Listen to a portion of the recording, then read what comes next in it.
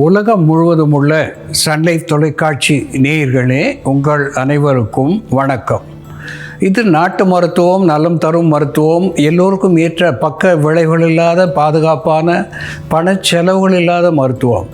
எளிய மருத்துவ குறிப்புகளை இந்த நிகழ்ச்சியிலே நாம் ஒவ்வொன்றாக பார்த்து பழகி பயன்பெற்று வருகின்றோம். இன்று சில மருத்துவ கருத்துக்களை நாம் தெரிந்து கொள்வோம். பெடாலியம் மியூரெக்ஸ் என்று தாவர பெயராலே சுட்டப்பெறுவது ட்ரிபுலஸ் டெரஸ்ட்ரிஸ் என்று நெரிஞ்சிலை சொல்லுவோம். இது எலிபன் ட்ரிபுலஸ் என்று ஆங்கிலத்திலே சொல்லப்பெறுவது யானை நெரிஞ்சில். சற்று பரவலான இலைகளை பெற்றிருப்பது. இந்த யானை நெரிஞ்சில் இலையை எடுத்து நீராகாரத்திலே சற்று துவைத்து துழவுகின்ற நிலையிலே சிறிது நேரத்திலே அந்த நீராகாரம் என்பது கிளிசரின் போல சற்று கெட்டியான திரவமாக மாறிவிடும். இந்த யானை நெரிஞ்சிலுடைய சத்துவம் நீராகாரத்தில் இறங்கி வழுவழுப்பான ஒரு திரவமாக மாறிய பின்னாலே அதை நாம் உள்ளுக்கு பருகுகின்ற பொழுது, வேண்டுமானால் உப்போ அல்லது தேனோ சேர்த்து பருகுகின்ற பொழுது வெள்ளைப்போக்கு என்று சொல்லுகின்ற லுகேரியா என்கின்ற பெண்களுடைய வெள்ளைப்போக்கு, கொனேரியா, குறிப்பாக பால் வினை நோய் என்று சொல்லப்பெறுகின்ற கொனேரியா என்கின்ற ஒழுக்கு, இருபாலருக்கும் ஏற்படுகின்ற ஒழுக்கு, இவற்றையெல்லாம் போக்கி சிறுநீர் தாரை எரிச்சலை போக்கி உடலுக்கு குளிர்ச்சி தரக்கூடிய ஒன்றாக இந்த யானை நெரிஞ்சிலும் நீராகாரமும் விளங்கும் என்பதிலே ஐயமில்லை.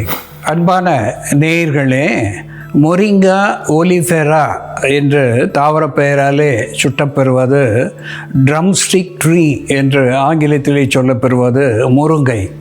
இந்த முருங்கை மரத்தினுடைய பட்டை எடுத்து அதை நீரிலிட்டு வேக வைத்து இடித்து சாறாக எடுத்து அதை ரசமாகவோ அல்லது சூப்பாகவோ தாளிதம் செய்து நாம் உப்பு சேர்த்து பருகுகின்ற நிலையிலே இந்த முருங்கை பட்டையினுடைய சாறு காக்கை வலிப்பு என்று சொல்லக்கூடிய எபிலெப்சி என்கின்ற கை கால் வலிப்பு இவற்றை போக்குவது மட்டுமல்லாமல் இந்த பெராலிசிஸ் என்று ஆங்கிலத்திலே சொல்லப்பெறுகின்ற பாரிச வாயு, முகவாதமாக இருந்தாலும் சரி பக்கவாதமாக இருந்தாலும் சரி, இந்த முருங்கை பட்டையினுடைய சாறு நமக்கு ஒரு அற்புதமான மருந்து வாத நோய்களை போக்குகிறது, உடல் வலியையும் தணிக்கிறது என்பதை நாம் மறத்தல் ஆகாது.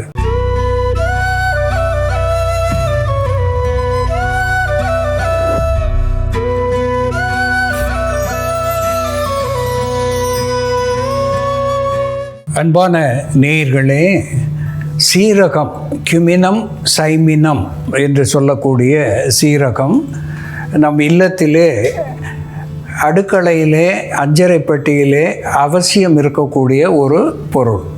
இது ஒரு அற்புதமான மருந்தாகி நமக்கு செரிமான சீர்கேடுகளை போக்கக்கூடியதாக விளங்குகிறது. ஒரு கார்பினேட்டிவ் என்கின்ற வகையிலே அகட்டு வாயு அகற்றியாக இருந்து வயிற்றிலே சேருகின்ற வாயுவை வெளித்தள்ளக்கூடியதாக விளங்குகிறது. குருதியை சுத்திகரிக்கக்கூடிய ஒரு பிளட் பியூரிஃபையர் என்கின்ற வகையிலே குருதி கட்டாமல் அதை நீர்மைப்படுத்தி சரியான வகையிலே இரத்த நாளங்களிலே குருதியை பாயச் செய்யக்கூடிய பணியை இந்த ஓமம் செய்கிறது. உடலுக்கு உஷ்ணத்தை தந்து குளிரை போக்கி உடலிலே ஏற்படுகின்ற வலியை குறைக்கக்கூடிய ஒன்றாக விளங்குகிறது.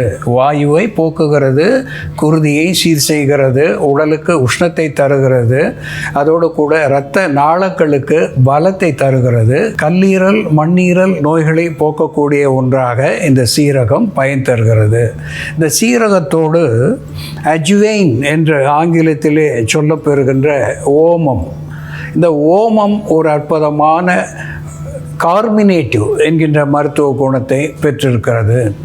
ஆன்டிஸ்பாஸ்மோடிக் என்று சொல்லக்கூடிய வகையிலே விட்டு விட்டு வருகின்ற வலியை நிறுத்தக்கூடிய ஒன்றாக விளங்குகிறது.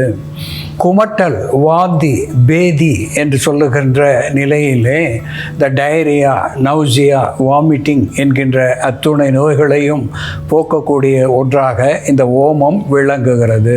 இந்த ஓமத்தை தீநீராக்கி நாம் பருகுவதனாலே வயிற்று வலி, வயிற்று கடுப்பு, விட்டு விட்டு வலிக்கின்ற நிலை இவற்றையெல்லாம் போக்கி ஒரு கார்மினேட்டிவ் என்கின்ற வகையிலே அகட்டு வாயு அகற்றியாக இருந்து இது உடலுக்கு பலம் தரக்கூடிய ஒன்றாக, சீரகத்துக்கு ஒத்த மருத்துவ குணத்தை பெற்று குருதி சுத்திகரிப்பாக இருந்து குருதி நாளங்களுக்கு ஆரோக்கியத்தை தரக்கூடியதாக விளங்குகிறது. ஒரு ஆன்டி வைரல் என்கின்ற நிலையிலே இதனுடைய தீநீரை பருகுகின்ற பொழுது குளிர் காய்ச்சலாக இருந்தாலும் சரி, புரியாத காய்ச்சலாக பருவநிலை மாற்றத்தினாலே ஏற்படுகின்ற காய்ச்சல் அத்துணைக்கும் சரி, பேதியை நிறுத்தக்கூடியதாகவும் சரி இந்த அஜ்வைன் என்று சொல்லக்கூடிய ஓமம் பயன் தருகிறது. அன்பான நேயர்களே, ஓமமும் சீரகமும் சேர்ந்து எப்படி மருந்தாகிறது என்று செயல்முறையிலே பார்ப்போம், வாருங்கள். நேயர்களே, நாம் இன்னைக்கு ஓமம் மற்றும் சீரகத்தை பயன்படுத்தி செரிமான கோளாறு, வாயு தொல்லை, தோல் நோய்கள் மற்றும் உடலில் ஏற்படக்கூடிய அதிகப்படியான வாதம் இவற்றை கட்டுப்படுத்தக்கூடிய ஒரு எளிமையான மருந்து எப்படி தயார் பண்ணுறதுன்னு பார்க்கலாம். இதற்கு தேவையான பொருட்கள்: ஓமம், சீரகம், தேன். நம்ம ஓமம் ஒரு தேக்கரண்டி அளவு எடுத்துக்கலாம். ஒரு பங்கு ஓமம் எடுத்துக்கிட்டோம்னா நம்ம 2 பங்கு சீரகம் எடுத்துக்கலாம். ஓமத்தை லேசாக வறுத்துடலாம். இது அதிகமாக கருக விடாமல், ஓமம் வறுப்பட்டதும் வாசனை வந்து வெடிக்க ஆரம்பிக்கும். அப்போ நம்ம ஸ்டவ் ஆஃப் பண்ணிவிட்டு இது தனியாக எடுத்து வச்சிடலாம். இதோடு நம்ம சீரகம் சேர்த்துக்கலாம். ஓமம் 1 பங்கு, சீரகம் 2 பங்கு. சீரகத்தையும் அதே மாதிரி இளம் வறுப்பாக வறுத்துடலாம். சீரகம் வறுப்பட்டதும் நம்ம இவை 2ஐயும் ஒன்றா சேர்த்து ஒரு சூர்ணமாக அரைச்சிடணும். சீரகமும் பொரிய ஆரம்பிச்சிடுச்சு. இந்த ஓமம் மற்றும் சீரகம் சேர்ந்த இந்த சூர்ணத்தை நம்ம இரத்த சுத்திக்காகவும் பயன்படுத்தலாம். இரத்தத்தில் ஏற்படக்கூடிய சீர்கேடுகளை போக்கக்கூடிய மருந்தாக இது செயல்படும். தொடர்ந்து ஒரு 48 நாட்கள் நம்ம இதை காலை மாலைன்னு 2 வேளையும் ஒரு வெறுகடி அளவு சாப்பிட்டுட்டு வரும் பொழுது இரத்தத்தில் உள்ள பிரச்சனைகளை சரி செய்யக்கூடிய மருந்தாக செயல்படும். கழிவுகளை வெளித்தள்ளக்கூடிய மருந்தாகவும் இது செயல்படும். இப்போ இந்த ஓமம் மற்றும் சீரகம் சேர்ந்த கலவையை நம்ம அரைச்சிடலாம்.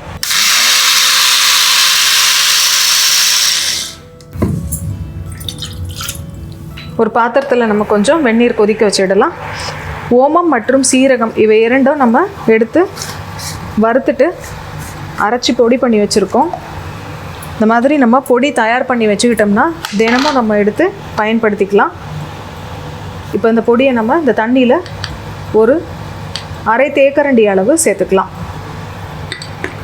சேர்த்து கொதிக்க வச்சுட்டு இந்த கஷாயத்தை நம்ம தினமும் 2 வேளை, காலை மாலைன்னு 2 வேளையும் உணவுக்கு பின் நம்ம சாப்பிட்டுட்டு வரும் பொழுது நமக்கு வாயு தொல்லை ஏற்படாமல் இருக்கும். செரிமானத்தை சீர் செய்யக்கூடிய ஒரு மருந்தாகவும், உடலில் ஏற்படக்கூடிய அதிகப்படியான வாதத்தை வெளித்தள்ளக்கூடிய மருந்தாகவும் இது செயல்படும்.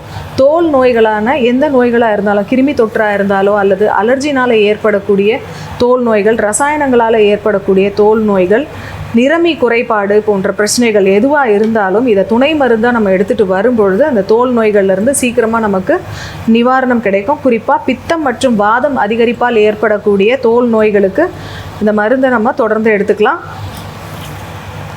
நமக்கு இந்த பனிக்காலத்தில் ஏற்படக்கூடிய கால் வலிக்கு, தசைகளில் ஏற்படக்கூடிய வலி, நரம்பில் ஏற்படக்கூடிய வலிக்கும் இந்த கஷாயத்தை எடுத்துக்கிட்டு நம்ம வெளிப்பூச்சி மருந்தாக ஓம தைலத்தை பயன்படுத்தலாம். நல்லெண்ணெயோடு நம்ம கொஞ்சம் ஓமம் சேர்த்து தைலமாக காய்ச்சி எடுத்துக்கிட்டு அதை ரெகுலராக காலுக்கு அப்ளை பண்ணிட்டு வரும் பொழுது பனிக்காலத்தில் ஏற்படக்கூடிய தசை வலி மற்றும் நரம்பு வலி கம்மியாகும்.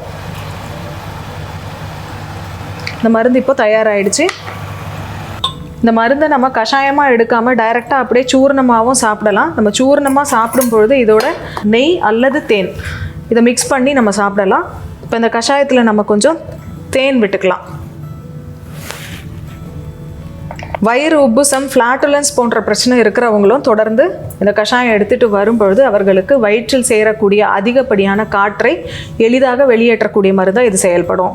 ஓமம், சீரகம் மற்றும் தேன் சேர்ந்த இந்த பானம் காலை மாலை இருவேளையே உணவுக்கு பின் 60 ml அளவுக்கு நம்ம இளஞ்சூடாக குடிச்சிட்டு வரும்பொழுது வாயு தொல்லையை சரி செய்யக்கூடிய மருந்தாகவும், இரத்தத்தை சுத்தம் செய்யக்கூடிய மருந்தாகவும், தோல் நோய்களை போக்கக்கூடிய மருந்தாகவும் இது செயல்படும்.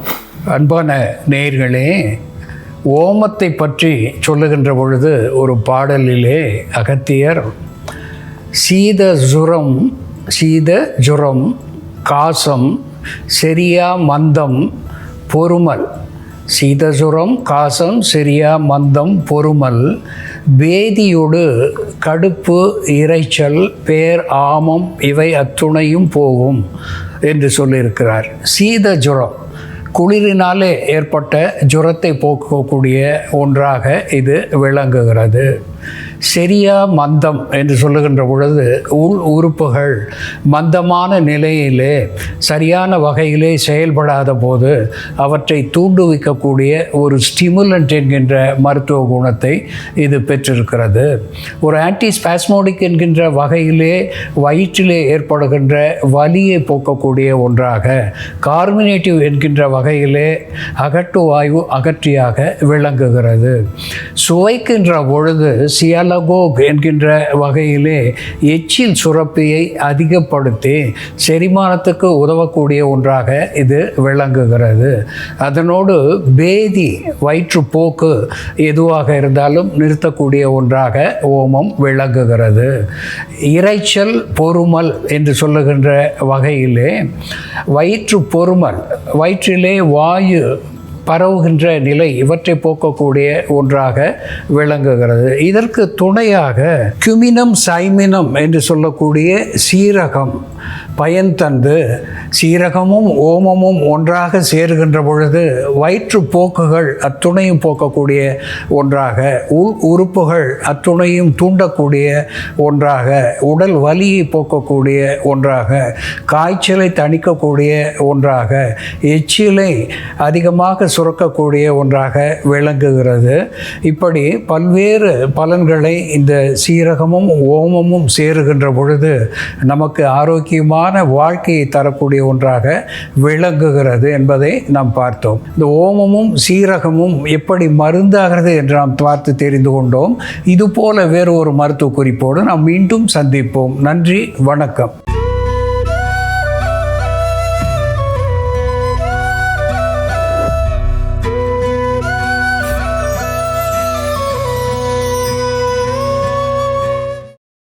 இன்னும் பல வீடியோக்களை காண சன் லைஃப் சேனலை சப்ஸ்கிரைப் பண்ணுங்க.